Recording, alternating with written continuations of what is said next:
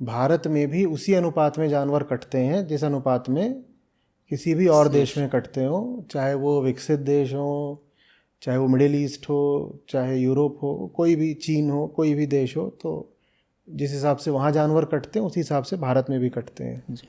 तो कम से कम इस आधार पे तो हम ये नहीं कह सकते कि भारत एक शाकाहारी देश। अहिंसक देश है ना।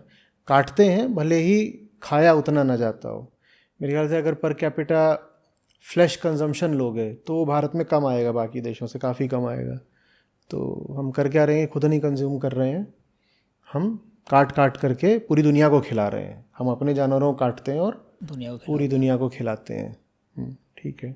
इसी से अभी शायद रिसेंटली कुछ लाइव एनिमल एक्सपोर्ट का भी मैं कुछ पढ़ रहा था कि भारत। हाँ, उस पर अलग से बात करेंगे कि अब हम कुत्ते बिल्ली भी ज़िंदा ही दूसरे देशों को एक्सपोर्ट करना चाहते हैं, ख़ास तरह ऐसे देशों को जो उनका मांस फिर आगे खाएंगे। तो भारत ये काम कर रहा है अपने अहिंसा, अपनी संस्कृति के नाम पर, कि सबसे ज़्यादा जानवर यहाँ कट रहे हैं और जो ज़िंदा जानवर हैं उनका भी एक्सपोर्ट करने को अब हम बिल्कुल आतुर हुए जा रहे हैं जी। और जो हमारे सबसे धर्मपरायण क्षेत्र हैं वहाँ ये काम सबसे ज़्यादा होता है। मेरे ख्याल से सबसे ज़्यादा जो बीफ प्रोडक्शन या फ्लैश प्रोडक्शन है वो उत्तर प्रदेश में ही होता है। उत्तर प्रदेश में। और उसमें एक और चीज़ है कि उत्तर प्रदेश में कानपुर फेमस है लेदर इंडस्ट्री के लिए। तो लेदर वो तो खैर बहुत ज़माने से, 100 साल से ऊपर से कानपुर फेमस है। पर जो मांस का एक्सपोर्ट है और भैंसों के मांस का विशेषकर, उसमें उत्तर भारत, विशेषकर उत्तर प्रदेश अभी ताज़ा एकदम उभर के सामने आया है। जी। हम इसको पिंक रिवॉल्यूशन का नाम दे रहे हैं। जी। हम कह रहे हैं अब भारत की तरक्की ऐसे होगी कि पिंक माने वो पिंक नहीं, वो रेड है, रेड माने खून, कि जानवरों के खून से अब भारत की तरक्की होगी। वो पिंक रिवॉल्यूशन कहला रहा है। चलो हाँ, तो ये तो ठीक है, ये महत्वपूर्ण तथ्य है, अच्छा है सामने ला रहे हो। ठीक है, फिर क्या बात है? तीनों ही रिवॉल्यूशन आचार्य जी। पिंक रिवॉल्यूशन आपने बोला, वैसे वाइट रिवॉल्यूशन भारत में चलता है, और एक है ब्लू रिवॉल्यूशन जिसमें कि आप मरीन एनिमल्स में भी। ब्लू रिवॉल्यूशन पूरा गवर्नमेंट सपोर्ट करती है। पूरा गवर्नमेंट सपोर्ट करती है। उसको हम नाम देते हैं मत्स्य पालन। मत्स्य पालन। हाँ, जैसे बच्चे पाल रहे हो, पाला तो बच्चों को जाता है, पाला तो किसी ऐसे को जाता है जो प्यारा हो। तो मुर्गी पालन, मत्स्य पालन, ये कितने झूठे और कितने फरेब के शब्द हैं। आप किसी का खून पीने की इच्छा रखते हो और आप नाम दे रहे हो उसे पालन का, और सरकार इसे प्रोत्साहन खूब देती आई है। ठीक है जी। तो अब इसमें आचार्य जी बकरीद वाली चीज़ पर ही जब ये आंकड़ा मैंने निकाला तो ये निकल कर आया कि बकरीद पर कितने जानवर कटते हैं, वो मैंने निकाला।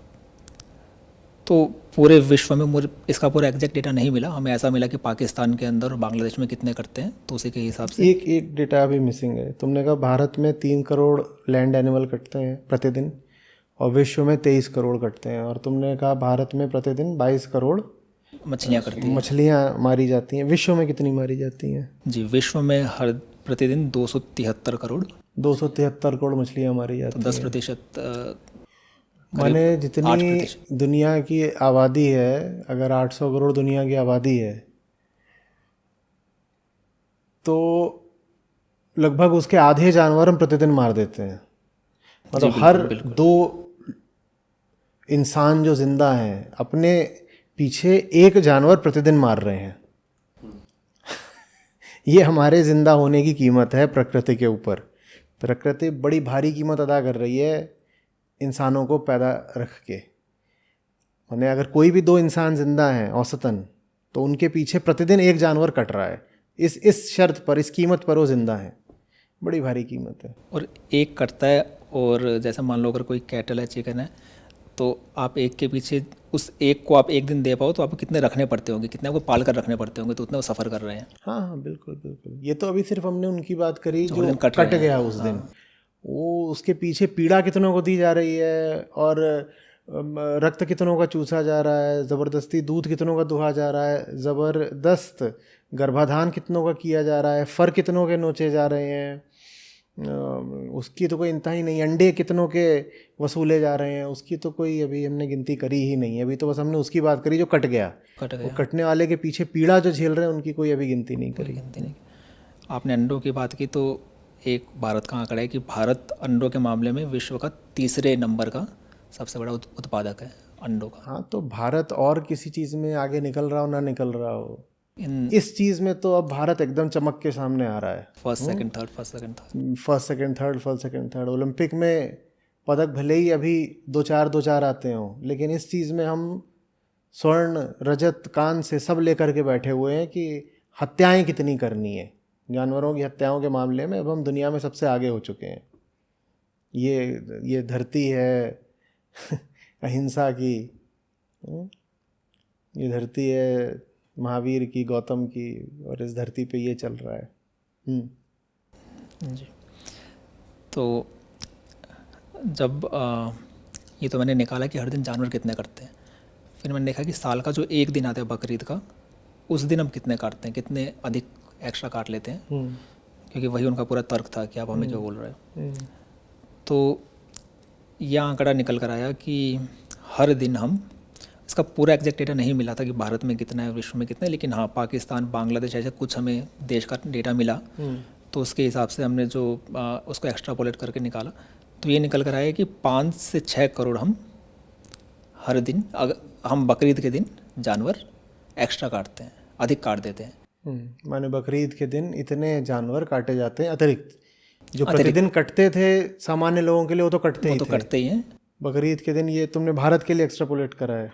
पूरे विश्व का बोल रहा हूँ, भारत पूरे का, विश्व का? हाँ, जी अच्छा। जी। पूरे विश्व में कितने?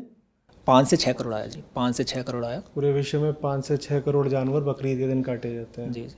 150 करोड़ की मुस्लिम आबादी है दुनिया की। हाँ, तो उसमें अगर हम माने कि फैमिलीज़ कितनी है, तो हम 25 करोड़ के आसपास फैमिलीज़ हैं, उनमें 5-6 करोड़ ये है। हाँ, तो ऐसा निकल कर आया। ओके, तो बकरीद के दिन 5-6 करोड़ जानवर, बड़े जानवर, लैंड एनिमल्स, मछलियाँ नहीं, लैंड एनिमल्स काटे जाते हैं। ठीक है। तो वो बोले कि भाई ये जो 5-6 करोड़ है, ये जो आपका डेली 22 करोड़ आप काट रहे हो, 23 करोड़ अभी हमने बात की, ये तो उसका कुछ भी नहीं है, इसका जो अगर हम निकालेंगे परसेंटेज, तो फिर आप हमें इतना क्यों बोल रहे हो? आप फिर ये देखो ना कि जो हर दिन कट रहे हैं। क्या तर्क है, फिर से समझाओ उनका। तर्क उनका ये है कि हम पूरे साल में एक दिन काटते हैं और 5 करोड़ काट रहे हैं। ठीक है। आप पूरे साल में, आप प्रतिदिन 22 करोड़ काट रहे हो। प्रतिदिन 22 करोड़ काट रहे हैं, और साल के अंदर तो आप 8300 करोड़। ठीक है, वो कह रहे हैं कि आप साल में 8300 करोड़ काट देते हो और हम एक दिन काट रहे हैं और 5-6 करोड़ ही काट रहे हैं, तो इसमें हमने बुरा क्या कर दिया? बुरा क्या कर दिया। और एक और बात वो ये बोलते हैं, खासकर एक दोस्त ने मछली को लेकर भेजा कि पूरे विश्व में आप हर दिन 1 लाख करोड़ मछलियाँ काटते हो, उसमें तो हमारा कोई योगदान होता ही नहीं। तो आप फिर प्रतिवर्ष 1 लाख करोड़ मछलियाँ प्रतिवर्ष आप काट रहे हो। हाँ। नहीं, उसमें तो योगदान सभी का है, उसमें तो सभी हैं, ईसाई हैं, मुस्लिम हैं, हिंदू हैं, जितने भी लोग हैं दुनिया के सभी हैं। ठीक है, तो उनका कुल मिला करके जो इसमें तर्क है वो ये है कि आप प्रतिदिन 22 करोड़ जानवर तो आप काटते ही हो जी, और इस हिसाब से आप प्रतिवर्ष कितने काट देते हो? 8300 करोड़। 8300 करोड़ काट देते हो। तो अगर हमने बकरीद के दिन 5 करोड़ जानवर काट दिए तो इसमें हमने कौन सा ऐसा गुनाह कर दिया? हाँ, कौन सा गुनाह कर दिया। और अगर आपको इतना ही जानवरों से प्रेम है तो आप, और आपको अगर जानवरों से प्रेम है तो आप 5 करोड़ जानवरों की बात करोगे या 8300 करोड़ की बात करोगे? 8300 करोड़ की बात करोगे। हाँ, इस तर्क में बिल्कुल दम है और इस तर्क में बहुत बड़ी खामी भी है। आपके मुस्लिम बंधुओं ने ये जो तर्क दिया है, इस तर्क में कहीं पर वज़न भी है, लेकिन साथ ही साथ ये तर्क कहीं पर बहुत खोखला भी है। वज़न तो ये निश्चित रूप से रखता है, ये आंकड़े गवाह है कि इस तर्क में वज़न है जी। कि भाई आप अगर 365 गुना 22 माने कितना, 8300 करोड़ जानवर साल में काट रहे हो। पहले तो ये जो संख्या है इसको सीने में खंजर की तरह उतर जाने दो। हम इतने निर्दयी लोग हैं, हम आदमी, हम क्या हैं, हमें कैसे इंसान कहा जाएगा? 8300 करोड़ जानवर मानवता हर साल खाने के लिए काट रही है, और अभी उसमें रिसर्च के लिए और दूसरे सामानों के लिए कितनों को हम मार काट देते हैं, या उसकी तो अभी कोई वो गिनती नहीं है। बिल्कुल नहीं। और इसमें भी मछलियाँ नहीं गिनी है, 8300 करोड़ लैंड एनिमल्स हैं। लैंड एनिमल्स ये बड़े जानवर हैं ये, जिनको हम 8300 करोड़, 8300 800 करोड़ की आबादी। की इंसान की आबादी और 8300 करोड़, हम क्या हैं, हम राक्षस और किसको बोलते हैं, ये कैसे लोग हैं हम।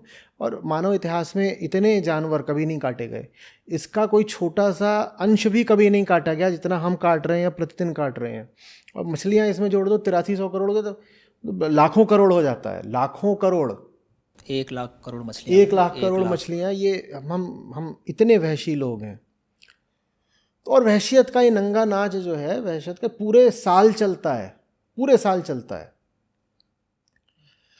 लेकिन वही है कि जब एक दिन वो चीज़ कॉन्सेंट्रेट हो जाती है तो ज़्यादा नज़र में आती है, ज़्यादा बुरा लगता है।